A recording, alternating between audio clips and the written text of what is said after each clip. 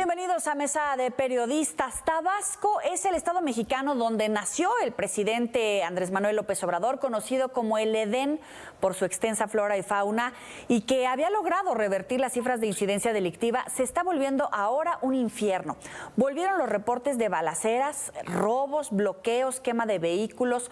Por supuesto que también hay denuncias de narcomenudeo, venta de armas también, incluso tráfico de personas. Se tuvo que reforzar la presencia de las Fuerzas Armadas en la entidad. Pero ¿qué está pasando en Tabasco a unos meses del fin del sexenio y que también habrá elecciones estatales para elegir gobernador? Le doy la bienvenida a esta mesa de periodistas a Neldy San Martín, jefa de información de Animal Político, y Jorge Ramos, director editorial del grupo La Silla Rota. Bienvenidos a ambos. Muchísimas gracias. Buenas noches. Buenas noches. Gracias, buenas noches. Jorge, ¿cómo ves? ¿Qué está pasando en la tierra del presidente?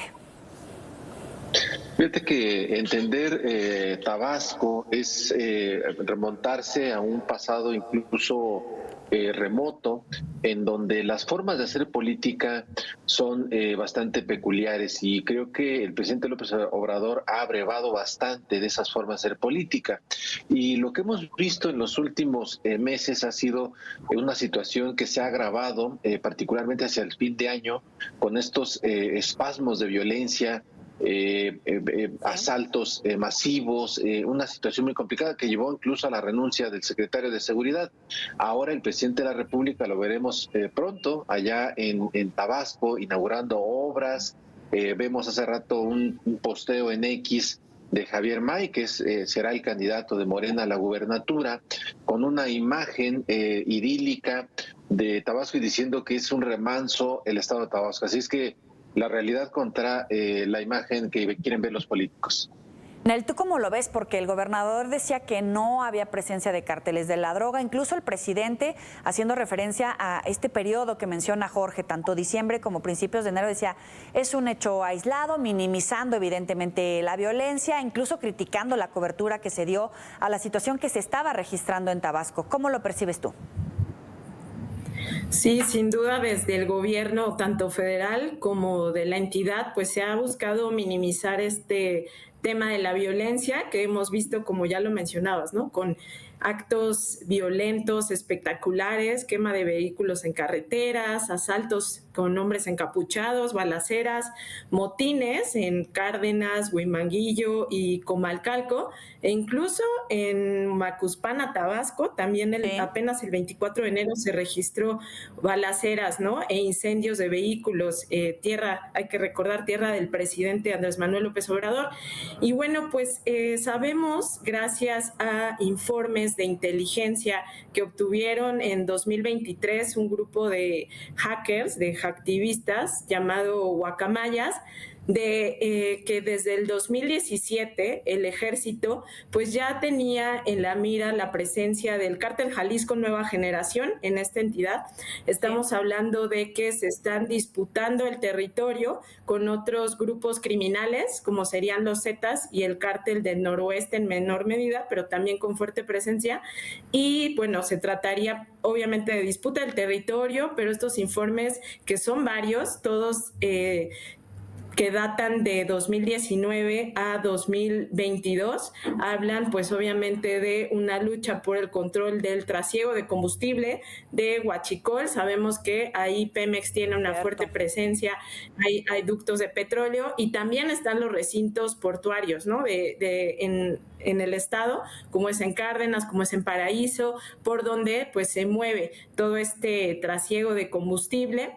Estos reportes hablaban de que ya desde el 2017 las autoridades habían detenido, habían desintegrado de alguna forma a grupos criminales ligados con el Cártel Jalisco Nueva Generación, y por eso sabemos que desde esas épocas ya estaban presentes en la entidad. Sin embargo, lo que vimos en diciembre y a inicios de enero, que terminó incluso con la renuncia del secretario de Seguridad Pública, Hernán Bermúdez Requena, sí, bueno, pues nos hablan de la magnitud del problema, y también con el despliegue que anunció el gobernador Carlos Merino de más de 2,000 elementos de la Guardia Nacional y del Ejército como parte de este operativo Tabasco Seguro.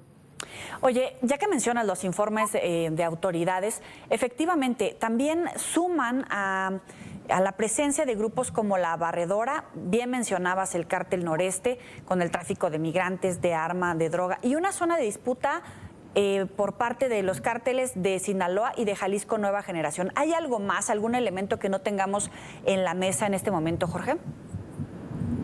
Sí, bueno, mira, creo que la disección que hace Nelly es muy clara, y yo agregaría incluso de todo lo que pasa en la zona del sureste, particularmente en Chiapas, que también estamos viendo una fuerte disputa, y podemos citar a los mismos grupos, parte del cártel de Sinaloa, parte del cártel de Jalisco Nueva Generación, grupos locales que se están disputando el territorio, y por supuesto Tabasco no escapa al mismo fenómeno. También lo mencionaban el asunto de los migrantes. Los migrantes están siendo carne de cañón en Chiapas y en Tabasco, que es una ruta hacia de los migrantes. Entonces, sí es una situación bastante complicada, que además se complica de sobremanera debido a que hay sucesión en el gobierno del estado, y el anterior gobernador, Adán Augusto López, dejó el cargo muy rápido para venirse al gobierno federal.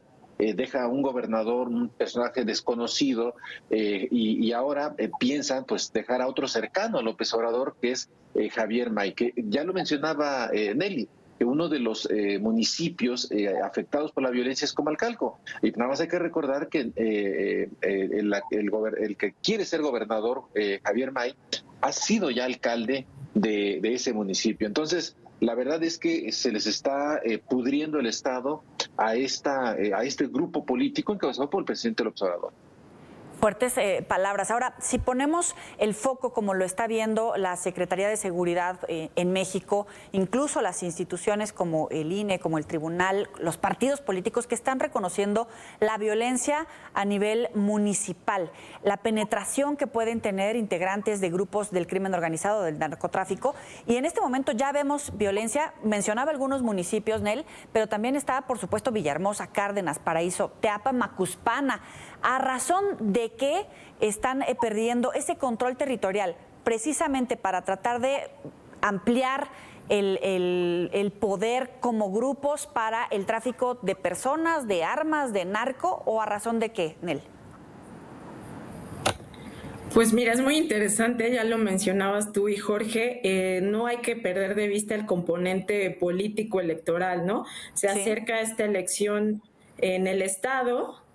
Esto también tiene que ver pues con la disputa por el poder político, y en el caso de estos grupos a mí me llamó mucho la atención estos informes de Guacamayas, porque no teníamos una radiografía hasta ese momento de lo que estaba sucediendo en Tabasco. Incluso cuando salieron estos informes todavía no veíamos cosas como las que hemos visto en diciembre y enero, que han sido muy violentas y bastante espectaculares, y que nos recuerdan a otros estados del país como Michoacán o Guerrero, y que en Tabasco pues no era tan común.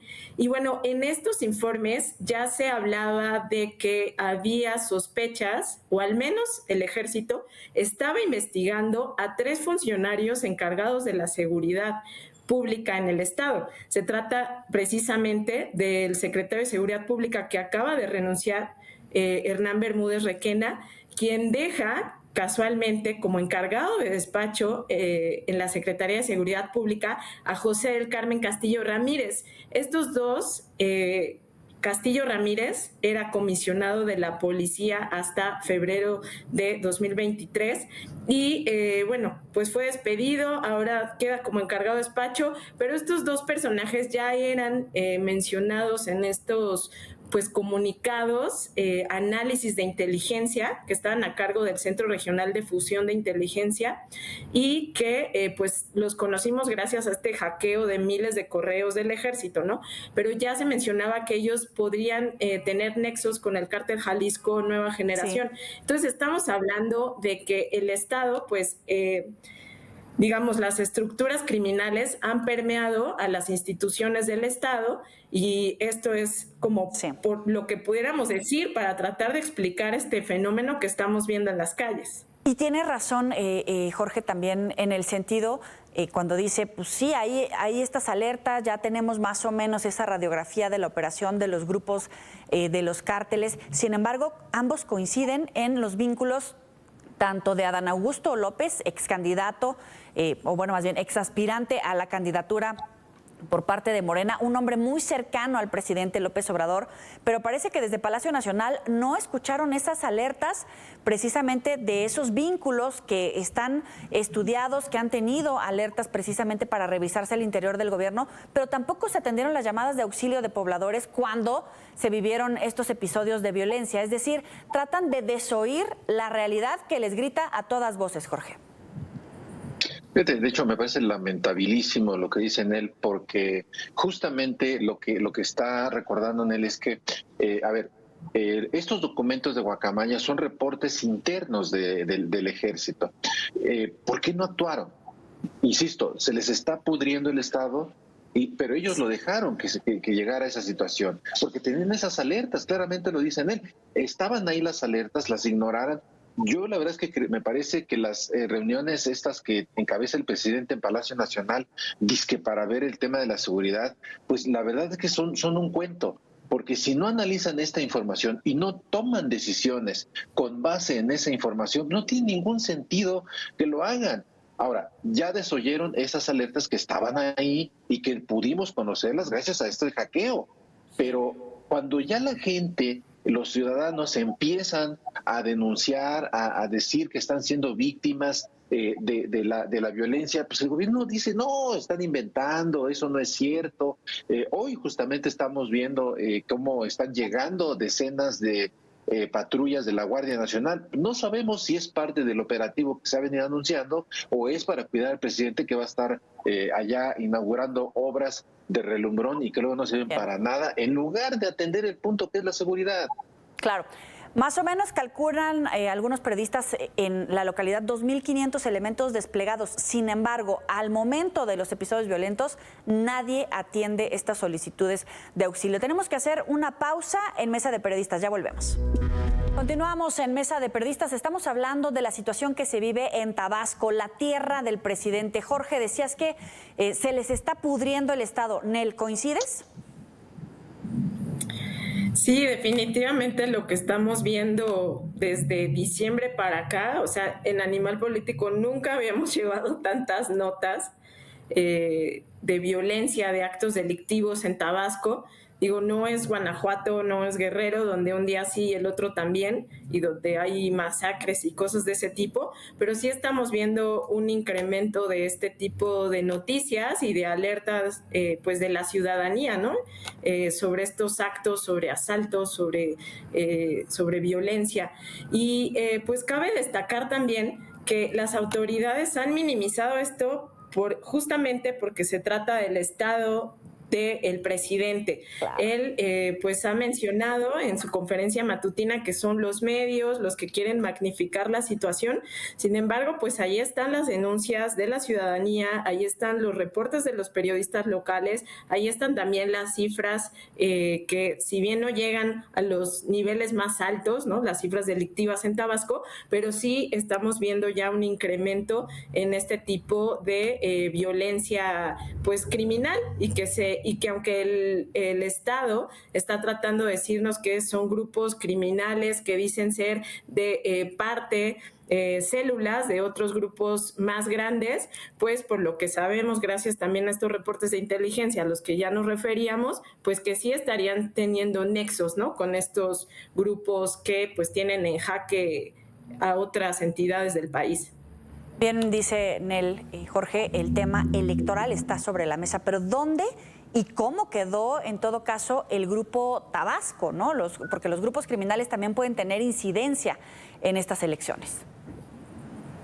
Sí, fíjate que ese es un asunto que preocupa demasiado. Yo creo que a partir de, ¿qué será?, de este siglo, ¿no? Básicamente finales ya de los 90s y ya desde inicio de este siglo, el tema de la imbricación que hay entre grupos, particularmente de los cárteles de la droga, con políticos, ha sido cada vez más evidente. ¿Cómo influyen? Bueno, pues influyen de diversas maneras. Les dicen a los alcaldes, particularmente a los alcaldes, pero también a los gobernadores, a quién deben poner como secretario de seguridad, a quién deben poner en la Secretaría de Finanzas para controlar esas áreas. Y la verdad es que en esta elección del 2 de junio, que son 20,000 cargos en disputa desde la Presidencia de la República y de ahí para abajo hasta regidurías, son casi 20,000 cargos. Pongamos, Nel, Yoeli, que sean 3 candidatos más o menos por candidatura, son 60,000 personas las que van a estar en las calles buscando el voto. La verdad es que sí se ve muy preocupante el panorama hacia adelante e inquieta mucho que los grupos criminales estén imbricados con algún partido político o con grupos políticos locales para controlar las plazas. Nel, ¿tú cómo percibes? ¿Dónde y cómo quedó el grupo Tabasco? Y también preguntarte, ¿realmente el gobierno de Morena puede quedarse con el control territorial de Tabasco, ya incluso con los señalamientos que hace ratito hacían sobre la incidencia delictiva en la zona sur-sureste del país, ¿no? Que también puede involucrar Chiapas, que también puede involucrar Oaxaca, Veracruz, en fin, estados que están marcados por la pobreza, por la desigualdad y ahora particularmente los incrementos de los índices de violencia que se están registrando en esa zona del país? Bueno, pues sin duda el Grupo Tabasco como tal, que tomó mucha fuerza durante el sexenio, ¿no?, de Andrés Manuel López Obrador, lo vimos ya un poco más debilitado después de pues esta precandidatura que vimos en Morena, o sea, de este tema de la lucha entre las corcholatas, ¿no? Adán Augusto López, pues no termina bien, pues quedan casi en el último lugar, ¿no?, de la encuesta interna de Morena, y varios de sus cercanos también hemos visto que pues no terminan de tener un acomodo ahora que vamos a estas elecciones a nivel federal. Sin embargo, pues en Tabasco siguen teniendo una fuerte influencia. Vamos a ver en estas elecciones que pues van a seguir teniendo el poder en la entidad. Muy seguramente pues vamos a ver qué sucede, pero muy seguramente ahí van a conservar como ese bastión, ¿no?, ese coto de poder, esta entidad. Y pues no sé, creo que en general el Grupo Tabasco sí termina bastante lastimado, ¿no?, después de esta pre-campaña de Morena. Pero van a tener ese control porque el presidente al final está cumpliendo con las promesas que había hecho para el sur-sureste mexicano, incluso que pasan por el Tren Maya, ¿no?, por una cuestión de fidelidad de toda esa población, pero que al final siguen marcados por pobreza, por desigualdad, por rezago educativo, por índices increíbles en términos de salud, por ejemplo, ¿no? Es decir, no han estado mejor que en otros sexenios del PAN o del PRI. ¿O difieres, Jorge? Y después contigo, Nel. Sí, fíjate que siguiendo con el comentario de Nel, comentarles que, por ejemplo, a mí me llama la atención esto que dice, que quedan, digamos, afectado el Grupo Tabasco. A mí me da la impresión de que el que se afecta es, digamos, el grupo de Adán Augusto, pero el que se queda es un leal del observador. Y al final de cuentas, May, que es cercanísimo al presidente, él estuvo en Fonatur, él tuvo a su cargo el tema del Tren Maya, y esto que tú señalabas, ¿no?, cómo estas obras que se están haciendo allá y que aparentemente buscan beneficiar a la población, al final de cuentas no terminan beneficiándolos o no termina viéndose el beneficio para estas comunidades, para estas personas. Y mira, yo les pongo un ejemplo muy rápido. López Obrador hizo su primera campaña la inició en Metlatónoc, en Guerrero, y su eslogan de campaña era: por el bien de todos, primero los pobres.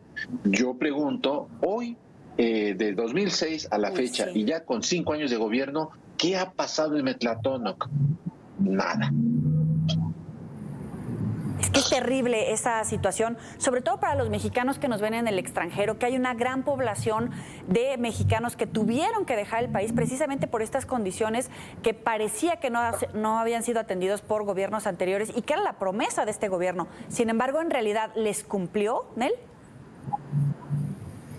Pues sin duda es uno de los grandes pendientes, porque si bien vimos que pues en las cifras, ¿no?, de Coneval, las más recientes, se redujo la pobreza extrema incrementó, y no solo eso, las cifras de Coneval mostraban que la población con menos servicios de salud disminuyó considerablemente, y esto sobre todo porque pues vimos, ¿no?, la desaparición del Seguro Popular, que luego se convierte en el INSABI y ahora es el IMSS Bienestar, ¿no? Todas estas transformaciones que han pues tenido el sistema de salud en el país han afectado a la población más pobre, que en estos momentos no tiene un servicio de salud y que tiene que pagar por estos servicios. Entonces, cuando a veces pensamos en que reciben pensiones y apoyos del gobierno, lo hacen, pero muchas veces lo tienen que utilizar para solventar estos gastos, ¿no?, en los servicios de salud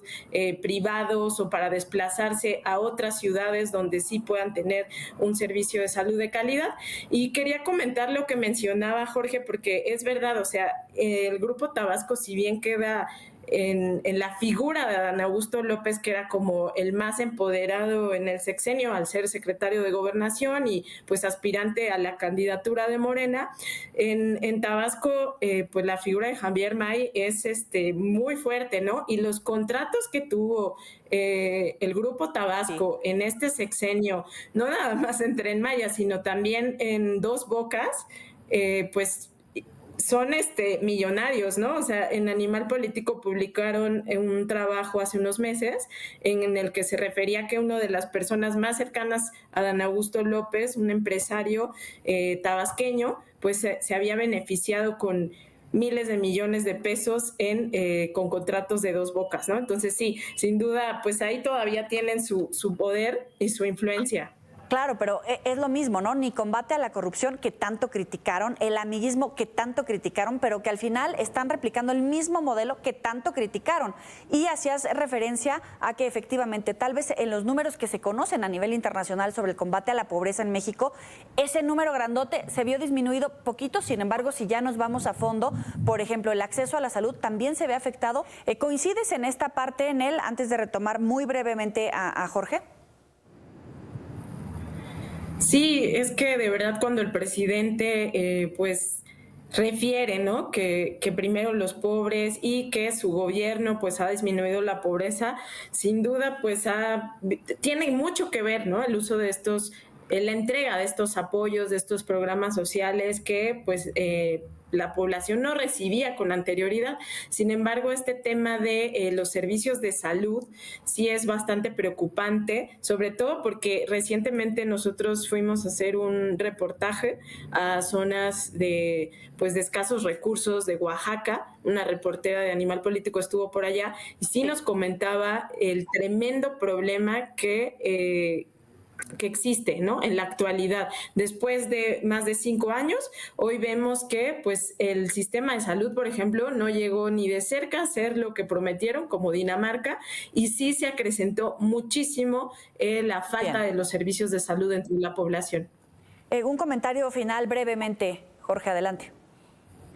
Sí, mira, yo creo que el tema de Tabasco es para no perder de vista, para seguirlo reporteando y sobre todo contando las historias de la gente, que es lo que finalmente refleja la realidad más allá de los discursos. Y qué bueno que le pones lupa, Yoeli, a ese tema, Nelly, por supuesto, reconocer lo que ustedes aportan insisto, arrojar luz a una problemática que debe importarnos a todos y en todas partes. Claro, esa es la idea, dar a conocer México desde diferentes ángulos, desde diferentes puntos de la información, no solamente desde la Ciudad de México. Te agradezco enormemente, Neldy San Martín, jefa de información en Animal Político, Jorge Ramos, director editorial del Grupo La Silla Rota. Gracias a ambos. Muchas gracias. Nos vemos en la próxima de Mesa de Periodistas.